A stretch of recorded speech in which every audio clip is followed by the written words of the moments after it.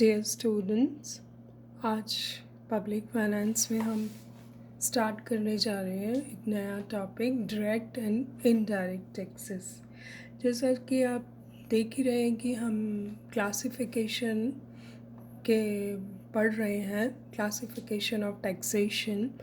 तो last lectures में हमने मेथड्स ऑफ टैक्सेशन पढ़ा था। आज हम डायरेक्ट एंड इनडायरेक्ट टैक्सेस पढ़ेंगे। ये जो डिवीज़न है क्लासिफिकेशन है टैक्सेशन का, it is on the basis of assessment कि किस तरह से असेस किया जाए। तो हमने उसके बेसिस पे टैक्सेस को डायरेक्ट एंड इनडायरेक्ट टैक्सेस में जो है डिवाइड किया है। तो क्या होते हैं direct taxes and indirect taxes? बहुत सारे क्वेश्चंस इस पर आते हैं। तो आप पहले हम डायरेक्ट टैक्सेस लेते हैं, उसके बाद what are the merits and demerits of direct taxes, then we'll study merits and demerits of indirect taxes, and then we'll compare both the taxes, which is better, direct or indirect tax. So सबसे पहले हम लेते हैं कि अब तक आप ये तो समझ ही गए होंगे कि tax is a compulsory payment to the government by the tax payer without any expectation of some specified return.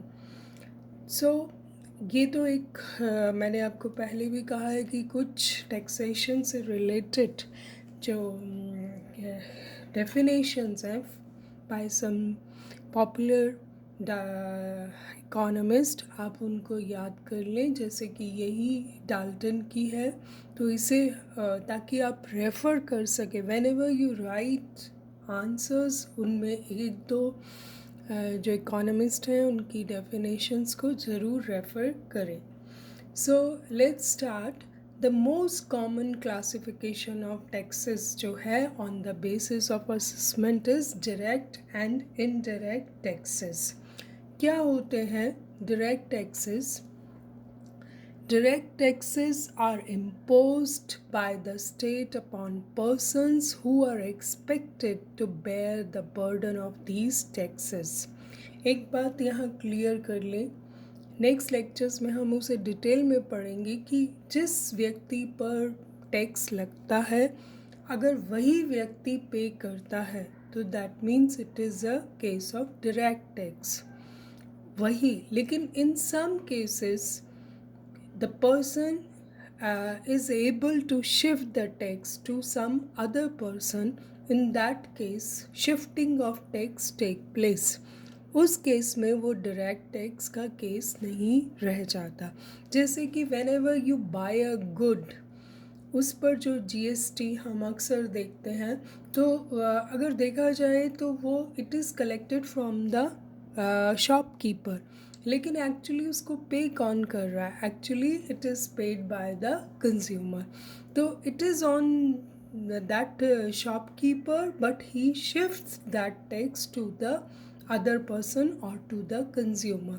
So this is the case of, this means he has able to shift the tax burden to others. लेकिन direct के tax के case में ऐसा नहीं होता। क्या होता है कि ये जिस पर इम्पोज किया जाता है, he is the very person who page the tax, वो उसे शिफ्ट नहीं कर सकता। In the words of professor Siraj, those levied immediately on the property and income of persons and those that are paid by the consumers to the state directly are called direct taxes. इसमें income tax, wealth tax, land tax which are directly paid to the state are called direct taxes. तो इसे हम प्रत्यक्ष कर कहते हैं, और प्रत्यक्ष कर जो है वास्तव में किसी व्यक्ति द्वारा कानूनी तौर पर लगाए जाने वाले पर दिया जाता है। लेकिन अप्रत्यक्ष कर क्या है? उसका भुगतान आंशिक अथवा पूर्ण रूप से किसी दूसरे व्यक्ति द्वारा किया जाता है। तो अप्रत्यक्ष कर तो ऐसा है कि जिसको आप ट्रांसफ़र कर सकते हैं इनडायरेक्ट टैक्स को, but in case of direct tax you can not shift it to other person. ये एक बेसिक डिफरेंस है डायरेक्ट और इनडायरेक्ट टैक्सेस का। इसका भी हम लेट्स आपको और भी कॉन्सेप्ट क्लियर होंगे। Let's see the merits and demerits of direct tax. इसको भी हम कैनन्स ऑफ टैक्सेशन से रिलेट करके पढ़ेंगे ताकि इट विल बी बेटर। आप भी जब आंसर लिखें तो इसे रिलेट करें कैनन्स ऑफ टैक्सेशन से। एक और फेमस डेफिनेशन है डाल्टन की कि अ direct tax is really paid by the person on whom it is legally imposed। कुछ डेफिनेशंस आप याद कर लें। तो सबसे पहली एडवांटेज क्या है, मेरिट क्या है डायरेक्ट टैक्स की? इक्विटी। इक्विटी आपने पढ़ा था, कैनन ऑफ टैक्सेशन का मोस्ट इम्पॉर्टेंट कैनन है। तो direct taxes are imposed according to the ability of a person to bear tax burden, hence it is more equitable than indirect tax. This tax is based on the principle of progression। बिल्कुल न्याय उचित है, न्याय के नियम पर आधारित है। जैसे जैसे किसी व्यक्ति की आय बढ़ती है, आयकर की दर भी बढ़ती है। अभी हमें मेथड्स ऑफ टैक्सेशन में हमने ये देखा था कि प्रोग्रेसिव टैक्सेशन ही अच्छा माना जाता है। तो वही डायरेक्ट टैक्स जो है it is progressive in nature. जिन व्यक्तियों की आय तथा संपत्ति अधिक है उन्हीं पर कर भार अधिक होता है। It is based on income. तो जिस व्यक्ति की इनकम ज़्यादा है वो ज़्यादा टैक्स पे करता है और इसलिए गरीबों पर या वर्नेबल सेक्शन पर इसका बर्डन नहीं पड़ता। तो it satisfy the canon of equity. Next हम देखें तो सर्टेनिटी, निश्चितता। प्रत्यक्ष कर निश्चितता के नियम के बिल्कुल अनुरूप है। करदाता को पता होता है कि कर की राशि कितनी है, भुगतान कितना है, तरीका क्या है, कहाँ से सूचना देनी है और कहाँ से प्राप्त करनी है। सरकार को भी पता होता है कि मुझे कितने लोग टैक्स देंगे और कहाँ कैसे इसका कलेक्शन करना है। सो very certain the taxpayer knows definitely what he has to pay and when and why. This enables him to pay the tax without causing hardship to his business। वो आराम से इन टैक्सेस को पे कर सकता है because he has the correct information about the revenue yield from the direct taxes. और government को भी पता है so he it can plan its financial programmes accordingly. तो सर्टेनिटी का कैनन भी ये सेटिस्फाई करता है। नेक्स्ट हम देखते हैं economy. The mode of collection is very simple. Tax is collected at source, यानी कि जिस पे लगा है उसी से लेना है। The cost of collection is lower, there is no wastage, क्योंकि हर व्यक्ति को पता है कि उसे कितना अमाउंट गवर्नमेंट को देना है। प्रोफेसर ग्लैडस्टोन इस बारे में कहते हैं कि if you had only direct taxes you would have economical government, क्योंकि ऐसा माना जाता है कि इनडायरेक्ट टैक्सेस में कलेक्शन की कॉस्ट ज़्यादा आती है। यहाँ पर जहाँ से व्यक्ति इनकम लेता है वहीं से टैक्स डिडक्ट होकर ही उसे इनकम मिलती है। तो इसमें ज़्यादा कॉम्प्लिकेशंस नहीं होती। जो सैलरीड क्लास है उसको तो सैलरी मिलने से पहले ही टैक्स डिडक्ट हो जाता है, तो कॉस्ट ऑफ कलेक्शन बहुत कम आती है। नेक्स्ट कैनन जो सेटिस्फाई करता है ये इलास्टिसिटी का, यानी कि मितव्ययी। ये कर किफ़ायत के नियम को भी संतुष्ट करता है। प्रत्यक्ष करों की वसूली की लागत बहुत कम भी है और इसीलिए लोचशील भी होता है, लोचशीलता के नियम के अनुरूप है। आपने देखा है कि जब भी बजट आता है नेक्स्ट ईयर का, तो सबसे ज़्यादा क्यूरियोसिटी इसी बात की होती है कि डायरेक्ट टैक्स पे क्या असर है, सरकार की नीतियाँ किस तरह की हैं, वो बढ़ रहा है, इनकम टैक्स घटेगा या बढ़ेगा। पहले से ही न्यूज़पेपर्स में इस तरह के आर्टिकल्स आने लग जाते हैं। तो what is this? This is elasticity, कि सरकार चाहे तो इस रेवेन्यू को बढ़ा सकती है या घटा सकती है। इन टाइम्स ऑफ वॉर्स आ गए, या कोई नेचुरल क्लैमिटीज़ है, या कोई भी इमरजेंसी है, तो सरकार राजस्व के लिए करों की दरों को बढ़ा सकती है, घटा भी सकती है। जैसे कि जब स्लम होता है, इकॉनमी स्लो चलती है, उस टाइम हमने अभी पीछे देखा कि कोविड-19 के एरा में काफ़ी टैक्सेस को घटाया गया। तो यही इस डायरेक्ट टैक्सेस की बहुत बड़ी इम्पॉर्टेंस है कि they are very elastic. Next हम देखें तो सिविक अवेयरनेस भी है इसमें, कि पीपल आर अवेयर कि उनको कब कितना टैक्स देना है। और दूसरा कि ऐसा होता है कि people are also very aware कि हमारा पैसा गवर्नमेंट के पास जा रहा है, तो it should be spent product very efficiently. ऐसा नहीं हो कि जो पैसा सरकार के पास जा रहा है वो सरकार को दे रहे हैं, सरकार की गतिविधियों में भी रुचि रखते हैं और सार्वजनिक व्यय सार्वजनिक हित में हो रहा है या नहीं, इसका भी ध्यान रखते हैं। क्योंकि it is very, in fact it is painful अपनी इनकम में से पैसा देना, लेकिन उसके बाद लोग बहुत अलर्ट हो जाते हैं और गवर्नमेंट की एक्टिविटीज़ पे पूरा ध्यान रखते हैं। नेक्स्ट इज़ डिस्ट्रीब्यूटिव जस्टिस, यानी कि direct taxes are based on the canon of ability. It is basically tuned as per the principle of progression. So hence it can be utilized as an important effective tool to reduce the glaring inequality in the distribution of income and wealth in the society. इससे अच्छा कोई tool नहीं हो सकता जो कि justice करे, कि to take money from the rich and distribute it among the poor in वो चाहे सर्विसेज के रूप में चाहे गुड्स के रूप में। तो टैक्स एक लीगल जो है टूल है सरकार के पास, और इससे वो पैसा रेवेन्यू अर्न कर सकती है to do the welfare for the vulnerable class. तो ये बहुत अच्छी बात है। और एब्सेंस ऑफ लीकेज भी है।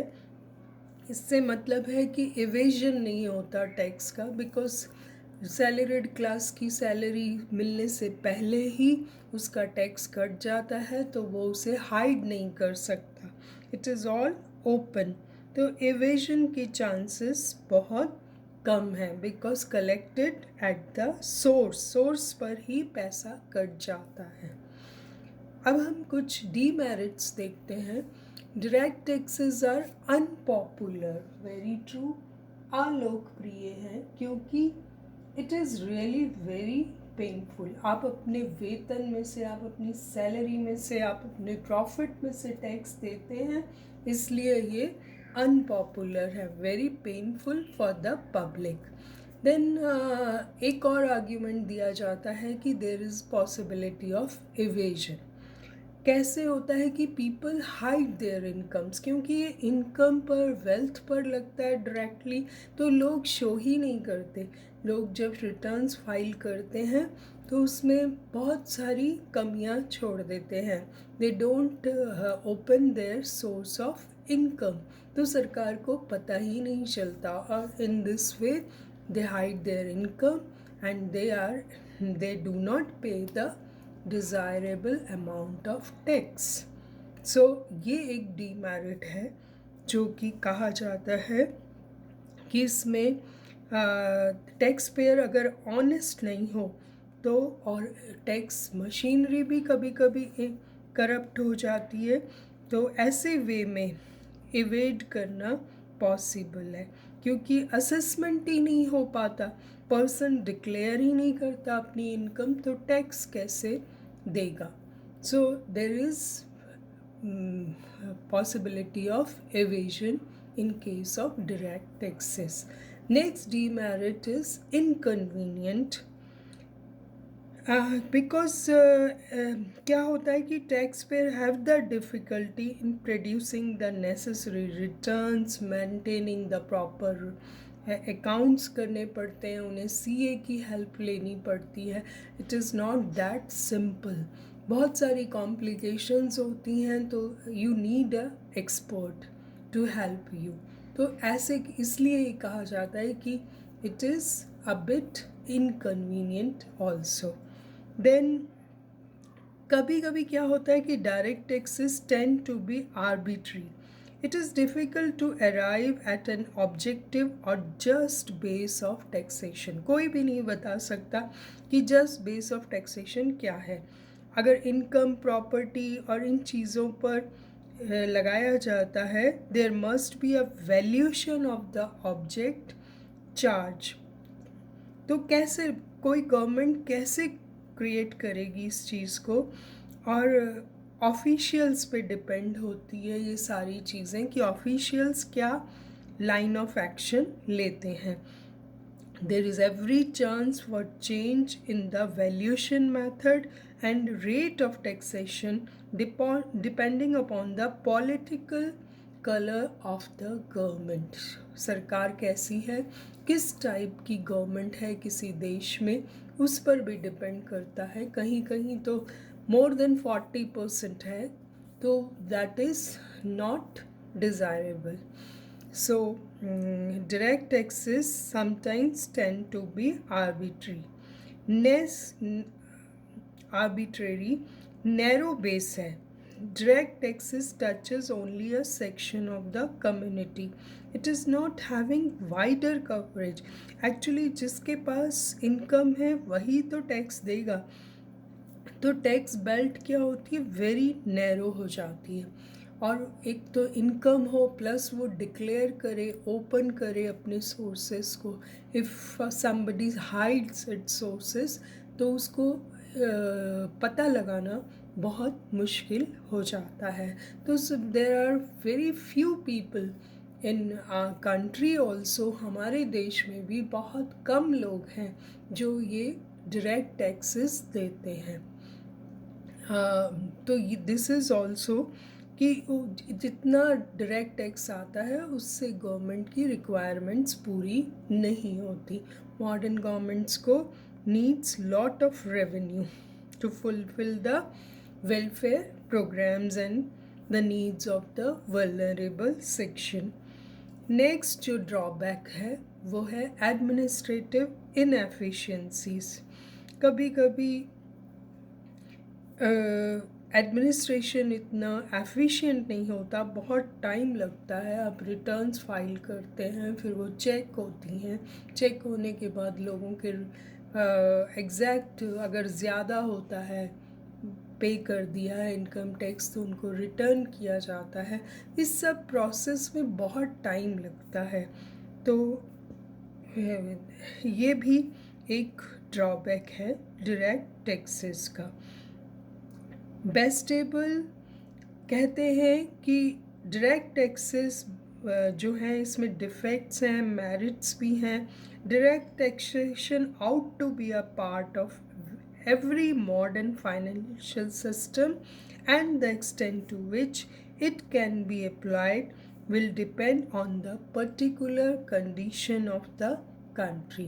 उसकी particular situation कैसी है, उसके लोग कैसे हैं, आर दे अवेयर और इलिटरेट, हम इसके बारे में ज़्यादा डिस्कस करेंगे जब हम नेक्स्ट लेक्चर में इनडायरेक्ट टैक्सेस को डिस्कस करेंगे। उसके बाद will compare direct and indirect taxes. Thank you so much. We'll continue in next lecture.